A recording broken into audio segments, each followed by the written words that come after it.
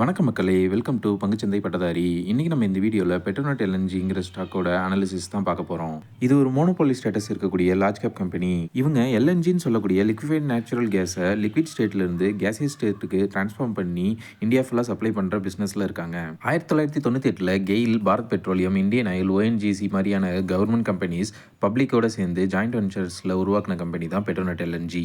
குஜராத்லையும் கேரளாலையும் இருக்க 2 பிளான்ட் சேர்த்து வருஷத்துக்கு சுமார் 22.5 million metric ton gas produce பண்ணி சப்ளை பண்ணிட்டு இருக்காங்க. பெட்ரோநெட் எல்என்ஜி சப்ளைல இந்தியாவில் ஒரு மேஜர் பிளேயர்.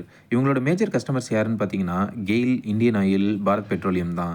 இது ஒரு 50% government owned company, 50% public owned company. Petronet LNG அவங்களோட கேஸ் ப்ரொடக்ஷன் கெப்பாசிட்டியையும் ஸ்டோரேஜ் கெப்பாசிட்டியும் எக்ஸ்பேண்ட் பண்ணிட்டு இருக்காங்க. அது மட்டும் இல்லாமல் புதுசாக கிரீன் ஹைட்ரஜன் ப்ரொடக்ஷன், ஒடிசாவில் எல்என்ஜி ப்ரொடியூஸ் பண்ணி சப்ளை பண்ணுறதுக்கான புது பிளான்ட்டும், குஜராத்தில் பெட்ரோகெமிக்கல் ப்ரொடியூஸ் பண்ணுறதுக்கான புது பிளான்ட்னு எக்ஸ்பென்ஷன் மோடில் தான் இருக்காங்க. ஸோ இந்த கம்பெனியோட க்ரோத் தவிர்க்க முடியாததுன்னு நான் ஃபீல் பண்ணுறேன். நீங்கள் என்ன ஃபீல் பண்ணுறீங்கன்னு கமெண்ட்ல சொல்லுங்கள். இவங்களோட ப்ராஃபிட் அண்ட் லாஸ் ஸ்டேட்மெண்ட் பார்க்கும்போது sales year on year fluctuate ஆகிட்டு தான் இருக்குது. இப்போ கொஞ்சம் ஸ்லைட்டாக டிப்பாகவும் இருக்குது. 2020 35,000 கோடி இருந்த சேல்ஸ் 2023 59,000 கோடியாக ரைஸ் ஆகியிருக்கு. ஆனால் 2025 50,000 கோடின்னு ட்ராப் ஆகியிருக்கு. சேல்ஸ் க்ரோத் 5 இயர்ஸில் 8% க்ரோ ஆகிட்டு தான் இருக்குது. என்ன தான் சேல்ஸில் டிப் இருந்தாலும் ப்ராஃபிட்டபிலிட்டி இயர் ஆன் இயர் ரைஸில் தான் இருக்குது. 2020 2,700 கோடி இருந்த ப்ராஃபிட் 2023 3,300 கோடியாகவும், 2025 3,900 கோடியாகவும் ரைஸ் ஆகிருக்கு. 2026 ப்ராஃபிட் டிப் வரலான்ட்டு ஸ்டாக் இப்போ கீழே இறங்கிட்டு இருக்கு.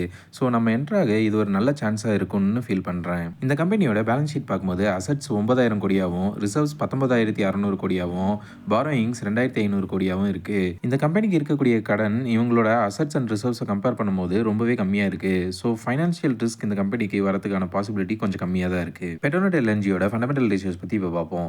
இந்த கம்பெனியோட பி ரேஷியோ 11.2, இண்டஸ்ட்ரி பிஇயான 21.1 விடவும், 10 இயர்ஸ் மீடியன் பிஇயான 13.1 விடவும் கம்மியாகவே ரொம்ப அட்ராக்டிவாக இருக்குது. இந்த கம்பெனியோட ROE 21.2% ஆகவும், ROCE 25.4% ஆகவும் ரொம்பவே சூப்பராக இருக்குது.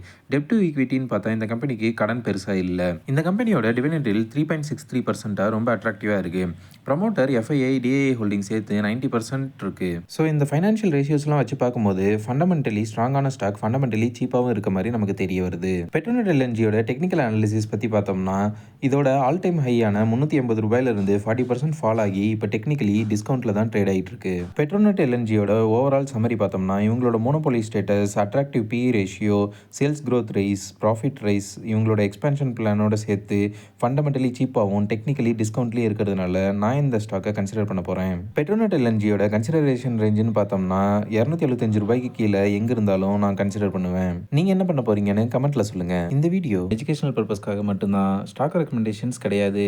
நீங்கள் இன்வெஸ்ட் பண்ணணும்னு நினச்சிங்கன்னா உங்கள் ஃபினான்ஷியல் அட்வைசரை கேட்டுட்டு இன்வெஸ்ட் பண்ணுங்கள். இந்த வீடியோ இன்ஃபர்மேட்டிவாக இருக்குன்னு ஃபீல் பண்ணிங்கன்னா இந்த வீடியோக்கு லைக் பண்ணிக்கோங்க. மறக்காமல் நம்ம சேனலுக்கு சப்ஸ்கிரைப் பண்ணிக்கோங்க.